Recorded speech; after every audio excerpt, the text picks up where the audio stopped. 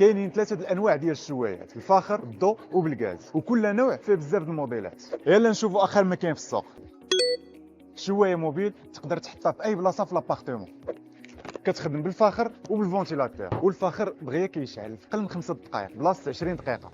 ما تحتاجش الصوت كل مره باش ما يتحرق لكش اللحم مثلا، حيت كاين الفونتيلاتور اللي تيقاد الحراره، ونقدروا نطيبوا فيها حتى لداخل. قرب تشوف